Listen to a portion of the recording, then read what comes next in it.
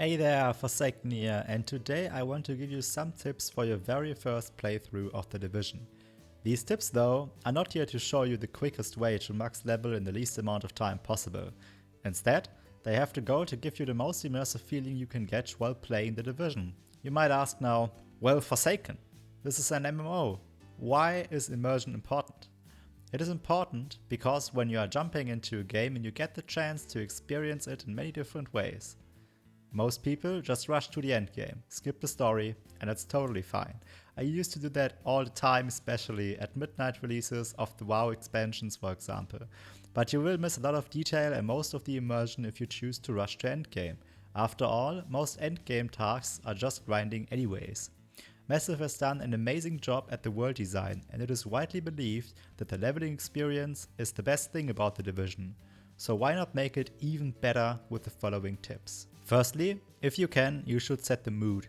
By that, I mean that you should lower or turn off the lights, turn up the volume, and get your headphones. This will allow you to be more immersed in the game, like in a movie. Also, all the following tips are kind of useless if you do want to reach max level super quickly anyways. So the most important tip is, take it slowly.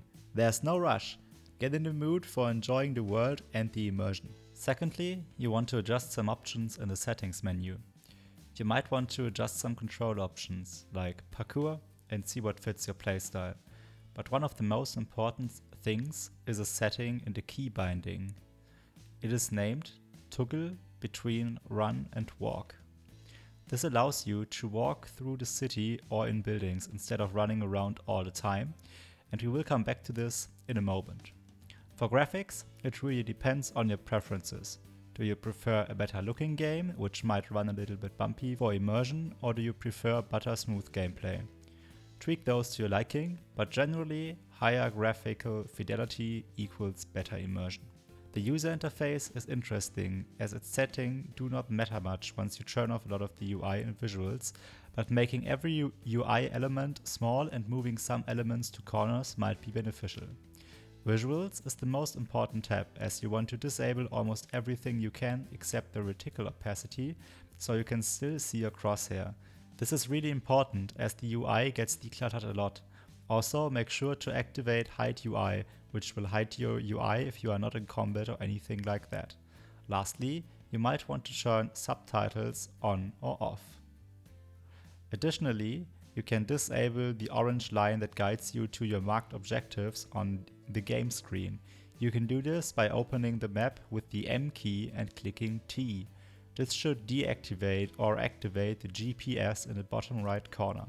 You can also choose to not mark objectives so they do not show up while you run around. Instead, you can choose to just use your map to find certain things, but that's more for the hardcore or a new character. Little tip for immersion is not create a character with sunglasses, like I did, as they cannot be removed. This means that your character runs around with sunglasses even in subway tunnels and at night. That's just a little immersion breaking.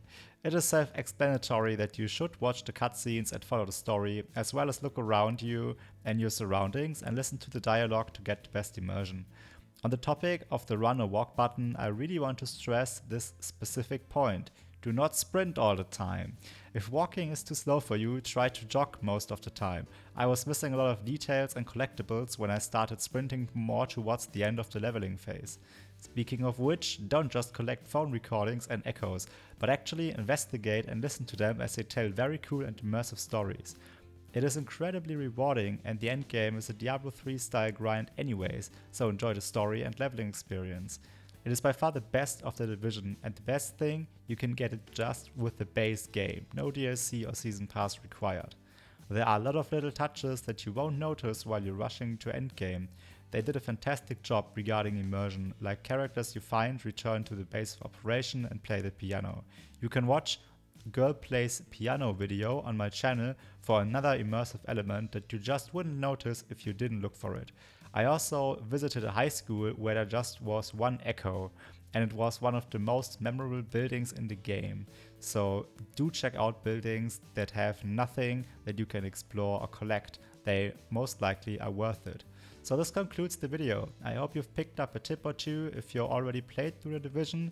These tips might be useful for another relaxed Twink character. If you liked the video, don't forget to subscribe and I see you in the next one.